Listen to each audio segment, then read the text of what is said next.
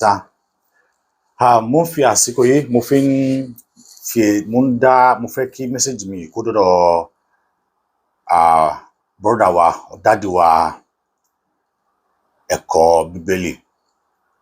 Mo kí yín, mo dẹ̀ yìn yín pẹ̀lú ọ̀pọ̀lọpọ̀ àlàyé eléyìí tí ẹ sọ nípa èṣù. Ẹ sọ̀rọ̀ nípa àyálò èdè, pé tá bá sọ wípé àyálò èdè tá yálò látara àwọn ìlú mìíràn, látara àwọn elédè mìíràn, ẹ sọ̀rọ̀ nípa ẹ̀. Eléyìí tí bẹ̀rẹ̀ ṣe ṣàlàyé nípa wípé ẹ̀yin náà gbà wípé èṣù tí wọ́n ń sọ nílẹ̀ Yorùbá kì í ṣe àṣetán gẹ́gẹ́ bí àlàyé yín. Mo kí yín torí pé irú yín sọ wọ́n tó lè jáde, tó lè jẹ́ kí ìran Yorùbá mọ̀ wípé àwọn òrìṣà bàbá wa tí wọ́n mú wá fún wa kò yẹ ká ta wọ́n nù, kò yẹ ká dẹ̀yìn kọ wọ́n, bó tilẹ̀ jẹ́ wípé à ń ṣe ẹ̀sìn tiwa lọ́tọ̀ọ̀tọ̀. Èmi ò kì í ṣe oníṣẹ̀ṣe, mùsùlùmí ni, mo dẹ̀ Ọlọ́run dẹ̀ kẹ́ mi níwọ̀nba nínú ìlànà ẹ̀sìn Islam, mo dẹ̀ lọ Mẹ́kà díẹ̀. Bọ̀ yín ò sọ wípé kí n ju àṣà àti ìṣe àwọn baba ńlá mi, kò ní kí n jù nù, kò dẹ̀ sọ pé kí n tàpá sí wọn, kò ní kí n rí wọn gẹ́gẹ́ bí ọ̀tá. Màá dá padà sọ́dọ̀ yín, bàbá wa ẹ̀kọ́ bíbélì. A rí wípé tá a bá wò ó, àwọn tí wọ́n kó wa lẹ́rú, tí wọ́n kó àwọn nǹkan ní wa yìí, wọ́n present ara wọn fún wa gẹ́gẹ́ bí angel. Wọ́n ní we are white man, bẹ́ẹ̀ sì ni kọ́lọ̀ wọn ò kì í ṣe white. Wọ́n jẹ́ ká rí àwọn gẹ́gẹ́ bí ẹni tó mọ́, ẹni tó jẹ́ pé àwọn làwọn mọ̀ jù, àwa tí wọ́n kó lẹ́rú, àwa tí wọ́n kó nǹkan ní wa, àwa tí wọ́n fogun jà wá, wọ́n rí wa gẹ́gẹ́ bí èṣù, bí àṣetán. Ó jẹ́ pé téèyàn bá kú lónìí, wọ́n á ní kí wọ́n wọṣọ black fún. Kí ni symbol ẹ̀? Kí ni ìtumọ̀ ẹ̀? Kí ni ìtumọ̀ tí wọ́n ṣe ń paint black ní àwọn tí ò kìí ṣe ti black? Tẹ́ bá rọmọ black tó bá ń gòkè, wọ́n á try to bring it down, bẹ́ẹ̀ lọ. Bẹ́ẹ̀ sì ni tẹ́ bá tún wò ó, àwọn náà ni wọ́n tún wà nídìí ọ̀rọ̀ TV Joshua lẹ́nu ọjọ́ mẹ́ta yìí. Ṣé bí bàbá yìí ṣe bó ṣe ṣe ibi tó, kò wá sí oore kankan tó ṣe ara àtọ̀, kò sí àǹfààní kan tí àwọn èèyàn jẹ nípa ẹ̀. Mo rí tí ọ̀pọ̀lọpọ̀ àwọn èèyàn ti ń jáde, tí wọ́n ti ń give testimony nípa àǹfààní àti oore ọ̀fẹ́ tí wọ́n rí gbà lára TV Joshua. Mo kàn sáré yà síbẹ̀ yẹn nípa bí àwa dúdú, bí a ṣe ń ba iye ara wa jẹ́, bí a ṣe ń tàpá sí àwọn ọmọ wa, bí a ṣe ń jẹ́ kí àwọn òyìnbó yìí kí wọ́n rí àwọn ọmọ wa gẹ́gẹ́ bí ẹni wípé ẹni ibi ni wọ́n. Àfi kí Elédùmarè, Ọlọ́run ọba tó gbogbo wa jọ ń sìn, kó dákun kó ṣàánú fún wa. Jẹ́ ń padà sídìí èṣù àti bẹ́ẹ̀ ṣe ṣàlàyé. Lóòótọ́ àlàyé yín kún, ó dẹ̀ yé ọ̀pọ̀lọpọ̀, ó yé mi dáadáa, ṣùgbọ́n àwọn kankan wọn bí kan wà bẹ́ẹ̀ tó jẹ́ pé tí a bá gbé sí orí òṣùwọ̀n, a jọ fẹ́ fi bóyá bí ká argument kó wáyé láàrin ẹ̀ pé kò rí bẹ́ẹ̀, kò yẹ kó rí bẹ́ẹ̀. Torí Yorùbá wọ́n lẹ́ni tí a kọ́ níkà tó ṣèkà, dájúdájú òun tàn náà ó níkà nínú ni. Ká ní pé àwọn òyìnbó Pọ́túgí tẹ́ ṣàlàyé yìí, wọ́n ti wá wọn àwárí àyálò tí wọ́n lè yálò tó ju èṣù lọ láti fi sọ wípé ìran Yorùbá. But ayé ìgbà yìí wọ́n fẹ́ túmọ̀ Yorùbá, Bible wọ́n fẹ́ túmọ̀ ẹ̀ sí èdè Yorùbá, lédè tí wọ́n ti ń bọ̀. Àṣetán ni wọ́n pè, tó dẹ̀ sọ wípé ẹni kì í ṣe Samuel Ajayi Crowther, ẹni ká má sọ bẹ́ẹ̀ mọ́. Kò sí bí a ò ṣe ní mẹ́nuba Samuel Ajayi Crowther, because orí pé nígbà táwọn òyìnbó Pọ́túgí yìí wá, wọn ò bá èdè kankan ju èdè English tí wọ́n ń sọ lọ. Tí wọ́n bá fẹ́ sọ̀rọ̀, wọ́n sọ pé àṣetán ni, wọn ò gbọ́ Yorùbá, wọn ò gbọ́ èdè Yorùbá. Ṣùgbọ́n ẹni tí ó translate Bible láti èdè òyìnbó sí èdè Yorùbá, òun ló jẹ́ kí kíní kó wà, òun ló fún ní worst most. Òun ló fi jẹ́ pé tá a bá sọ̀rọ̀ nípa èṣù lónìí, bí wọ́n ṣe ń sọ̀rọ̀ nípa ẹ̀ láìda, á sọ̀rọ̀ Samuel Ajayi Crowther, torí pé òun ló tú sí tí ò yẹ kó tú sí. Samuel Ajayi Crowther lè rí àwọn orúkọ míì láti pè. Ó lè má pè léṣù nílẹ̀ Yorùbá, ó lè wá orúkọ Yorùbá míì tí yóò fi pè, tí ò ní pè léṣù. Kí ló dé tí ò ṣe wá orúkọ míì fún Jésù? Ṣé Jésù wà nínú èdè Yorùbá ni? Jésù ò sí nínú èdè Yorùbá. Wọ́n mú òun náà wá ní pé Jésù ni, kò sí nínú èdè Yorùbá láti ilẹ̀, torí pé wọn àmọ́. Wọn ò ṣe represent Jésù yẹn, kán represent ẹ̀ sí Ọbàtálá, ọ̀kan wọn wá orúkọ míì pé Jésù yìí o it's equivalent to Ọbàtálá. Jesus tẹ́ ń sọ yìí it's equivalent to Ọbàtálá tàbí àwọn òrìṣà míì nílẹ̀ Yorùbá.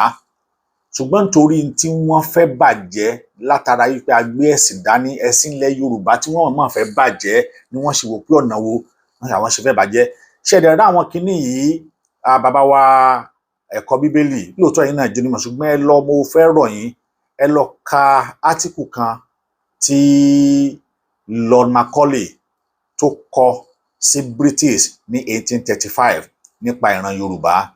Ẹ rí wípé gbogbo plan wọn láti destroy ilẹ̀ Yorùbá, láti destroy ìran Yorùbá pátápátá ló tí wọ́n ti wà strategy fún.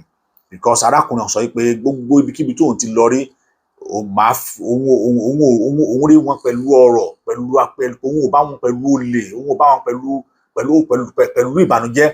Ó sọ ó ní ṣùgbọ́n òun rò pé àwọn lè be able láti conquer Louis unless we change their old and education system, our culture and our religion, and so on and so forth. Only if Africans believe that all that is foreign and English are greater and better than their own, they will lose their self-esteem.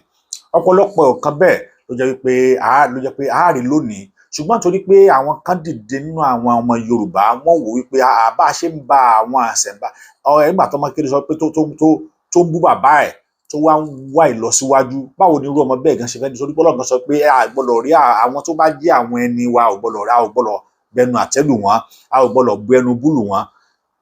So látàrí ìdí èyí àlàyé yín ó kún dáadáa, ó sì ní ojú ọ̀pọ̀lọpọ̀ àwọn tí wọ́n ń kọ̀yàn ní ẹ̀kọ́ Bíbélì lónìí tí wọ́n lè ṣàlàyé dé góńgó bí ẹ̀yin ṣe ṣàlàyé, torí pé ó jẹ́ kí n mọ̀ pé ẹ̀yin gẹ́gẹ́ gbà wípé lóòótọ́ òun ni òrìṣà kan tá à ń pè ní Èṣù wà, tó sì jẹ́ ẹni ire, tó jẹ́ ẹni ìdùnnú, tó jẹ́ wípé àdóńgá máa gbàdúrà dáadáa ju àwọn tí wọ́n máa dúrà gbà lọ. Bẹ́ẹ̀ sì ni Ọlọ́run ò sì sọ̀rọ̀ òdì sí òòṣà Èṣù, gẹ́gẹ́ bí wọ́n sọ pé Ọlọ́run sọ̀rọ̀ asetani, ó ṣe gbá ó ṣàwo, nígbà tó yá ó lọ buyanrìn, wọ́n fi dáyàn, wọ́n fi mọ̀yàn, gbogbo ẹ̀ àròsọ ni. Nígbà tó mọ̀yàn tán, Ọlọ́run wá fẹ́ ṣèdánwò fún wọn, ó ṣèdánwò fún wọn, asetani kò lè tẹríba fún Ádámù, nígbà tó Ọlọ́run wá bínú lè kú. Àwọn story teller tó yẹ pé revelation ni, but ìyẹn ò applicable sí ọ̀rọ̀ Èṣù láàlú ògiri òkò tó jẹ́ ti ilẹ̀ kóòtù òjìrè, tó jẹ́ ti ilẹ̀ ti wa gangan nílẹ̀ Yorùbá. Mo dúpẹ́ fún yín gan wípé ẹ ṣàlàyé, mo sọ pé ní agbára Ọlọ́run ọba Elédùmarè yóò bá mi lékún ọgbọ́n, ìmọ̀ àti òye yín pẹ̀lú ẹ̀kọ́ Bíbélì eléyìí tẹ́ gbé dání nílànà ti ìran Yorùbá.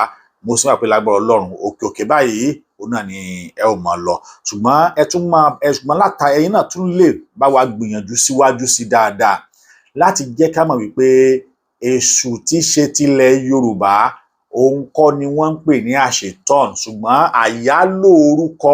àyálò orúkọ àti àyálò èdè sí inú ẹ̀sìn ti ìgbàgbọ́ èyí tí àwọn olóyìnbó mú wá fún wa, tí Samuel Ajayi Crowther tó wá túmọ̀ ẹ̀ ní èdè Yorùbá, torí pé mọ̀ pé kì í ṣe ẹ̀yin lẹ túmọ̀ ẹ̀ sí Èṣù ní èdè Yorùbá, kì í ṣe Pásítọ̀ Adébóyè tàbí ẹnìkọ̀ọ̀kan nínú àwọn tí wọ́n ń bẹ lónìí ni wọ́n túmọ̀ ẹ̀ sí èdè Yorùbá.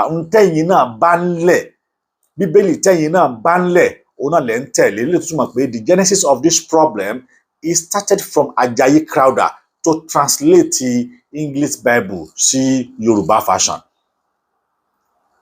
Àmọ́ láti lè correct ẹ̀ dé góńgó, láti lè kọ́ débi pé àwọn tó kù náà wọ́n ẹ mọ̀ pé nígbà tí kíní tí ó ti bà nǹkan jẹ́ nílẹ̀ Yorùbá, ẹ̀kọ́ Bíbélì ó ti bà nǹkan jẹ́ nílẹ̀ Yorùbá débi pé tí ẹlòmíì bá ṣe nǹkan sìn á ní iṣẹ́ Èṣù ni, iṣẹ́ Èṣù ni, débi wípé tẹ bá wá ń dárúkọ àǹfààní Èṣù yìí níṣejú àwọn ọmọ tá à ń bí sìn, wọ́n wá wò pé I see my father is a devil, because wọ́n believe pé Èṣù ló máa ń ṣe bí, wọ́n believe pé Èṣù ló máa ń ṣe bí. Ṣùgbọ́n gẹ́gẹ́ bí ẹ̀yin ṣe jẹ́ ọ̀jọ̀gbọ́n nínú ìmọ̀ ẹ̀kọ́ ti Bíbélì, ẹ̀yin gangan ǹjẹ́ ẹ lè yí orúkọ yìí padà? Ǹjẹ́ ẹ gangan lè wo orúkọ míì tẹ́ fún tí ò ní ṣe Èṣù mọ́ láwùjọ ẹ̀yin pásítọ̀ tó mọ̀ pé pásítọ̀ lẹ máa ń ṣe ìpàdé tàbí lẹ máa ní congress, ǹjẹ́ ẹ lè wá orúkọ míì tí ò kì í ṣe èṣù, ǹjẹ́ ẹ lè yọ orúkọ míì fún? Tí ẹ bá lè yọ orúkọ míì fún, tá a wá ń bẹ̀rẹ̀ sí ní lò ó, tá à ń promote ẹ̀, a yóò padà kúrò. Àìtí ìgbé ìgbésẹ̀ la sọ pé nǹkan ò ṣeé ṣe, àmọ́ tá a bá ti gbé ìgbésẹ̀ yóò ṣeé ṣe. Ànẹ́ni tá a tún ní pé ìjọba ò tún ṣe tá àti ràn wá lọ́wọ́, torí pé irú tẹ́ ń sọ yìí, tẹ́ ẹ bá ṣe tán tí ìjọba bá implement ẹ̀, ohun tó tètè yá ni, tí ó sì tètè fi ẹsẹ̀ múlẹ̀ ni. Ẹ rí àwọn kan sọ pé no gree for anybody. Àwọn ọlọ́pàá jáde, wọ́n ní language tí ò dáa ni, wọ́n ní language tí ò yẹ ká máa lò ní, wọ́n ní àwọn band ẹ̀, whereas no gree for anybody. Wọ́n mọ̀ pé àwọn gangan ni nǹkan yìí ń bá wí. So tí a bá lè rú nǹkan bẹ́ẹ̀ pé èṣù tẹ́ ń sọ nínú Bíbélì yìí o, àwọn ìjọba band ẹ̀ pé ẹ gbọ́dọ̀ sọ pé èṣù mọ́, orúkọ báyìí ni kẹ́ ẹ máa lò, kí bá ti wúlò lọ́pọ̀lọpọ̀, kò ní sí ìjẹ ẹlẹ́sìnmẹsìn nílẹ̀ Yorùbá. Ọlọ́run dẹ̀ tún kẹ́ wa dá nílẹ̀ Yorùbá, a kì í jíjẹ ẹlẹ́yà, a kì í jíjẹ ẹlẹ́sìnmẹsìn, ṣùgbọ́n látàrí bí kẹ́ lè mọ̀ wípé àwọn ìṣẹ̀ṣe tó wà yìí, àwọn ọ̀dọ́ ti ń padà sí ìdí ẹ̀. Àwọn tẹ́ lé wa kúrò, tẹ́ ní ò dáa, tẹ́ pè ní èṣù fún wa, tẹ́ pè ní pé àṣetán fún wa, tẹ́ pè ní bànújẹ́ fún wa, tẹ́ pè ní ohun àìrí fún wa, tẹ́ pè ní ohun ègún fún wa, a ti ń padà sí ìdí ẹ̀. A ti rí pé lóòótọ́ ohun tó ń bẹ nínú odù Ifá, ohun tó ń bẹ nínú ìṣẹ̀ǹbáyé ilẹ̀ baba wa, ohun tó dá ni. Because Ọlọ́run gan sọ, ó ní ẹ mọ̀ mí kẹ́ ẹ tó máa sìn mí. Mo lè ka Bible, mo lè ka Quran, ṣùgbọ́n kí ló dé tí mi ò lè ka odù Ifá, tí mi ò lè ṣèwádìí débẹ̀ pé okay, nǹkan tí wọ́n ní ò dá yìí mo fẹ́ mọ̀ ọ́. So látàrí ìdí èyí, ọ̀pọ̀lọpọ̀ àwa tá a jẹ́ ọ̀dọ́ lónìí, ohun láti wò kó dá, ń tẹ́ ẹ ní kò dá gẹ́gẹ́, tẹ́ ẹ pè ní odù Ifá tí ò dá yìí, a fẹ́ wo ohun tó wà ń bẹ̀, a fẹ́ padà sí, a fẹ́ wo gẹ́gẹ́ tí ò ṣe dá. Ṣùgbọ́n nígbà tá a débẹ̀, a rí i pé ohun tó dá lọ́pọ̀lọpọ̀ ni. A rí i pé a ti sọ nǹkan nù nílẹ̀ Yorùbá tipẹ́tipẹ́, nítorí pé àwọn ẹ̀kọ́ tí wọ́n ń kọ́ wa nípa Ifá, àwọn ẹ̀kọ́ tí wọ́n ń kọ́ wa nípa bí Ọ̀rúnmìlà ṣe lólé ayé, àwọn tó jẹ́ wípé déédéé ohun tí ẹ̀yin gangan tẹ̀ ń preach as a pastor, déédéé ohun tí àáfàá àti imam tí wọ́n ń preach as a Muslim, even though ó tún wà more deeper ju ohun tẹ́yin ń sọ lọ, more going deeper ju ohun tẹ́yin ń sọ lọ. Because nínú ìṣẹ̀ṣe wọn, ẹ gbọ́dọ̀ búra yín, ẹ gbọ́dọ̀ bára yín jà, babaláwo kò gbọ́dọ̀ gbàyàwó babaláwo ẹgbẹ́, kò gbọ́dọ̀ tìkíní kan, ẹ gbọ́dọ̀ jókòó. As in àwọn rules tó yẹ pé it is give you the moral of sense of belonging, that pé no, you are a really typical Yorùbá man, ó wà nínú ẹ̀, tí ó sì sí nínú ẹ̀sìn Christian tàbí nínú ẹ̀sìn Mùsùlùmí. So látàrí ìdí èyí, mo dúpẹ́ lọ́wọ́ yín, mo kí yín púpọ̀ pé ẹ ṣé gan ni, Olódùmarè yóò sì máa rìn lọ́wọ́. Ẹ ṣé gan ni o, torí pé tí irú yín bá lè máa ṣàlàyé irú èṣìyàn tí èṣù jẹ́ yàtọ̀ sí àṣetọ́rùn, gẹ́gẹ́ bẹ́ẹ̀ náà sọ pé tẹ́yin náà ti ẹ̀ǹkátàrí ni nígbà tẹ́ wà lọ́dọ̀, tí ó sì tó fi ṣe yín, tí ó sì ní kẹ́ ẹ má ga, kẹ́ ẹ má gòkè lónìí. A dúpẹ́ fún yín, Olódùmarè yóò máa bá wa lékún ọgbọ́n, ìmọ̀ àti òye yín. Ẹ ṣé púpọ̀ o, bàbá wa ẹ̀kọ́ Bíbélì, mo kí yín, ẹ ṣé gan.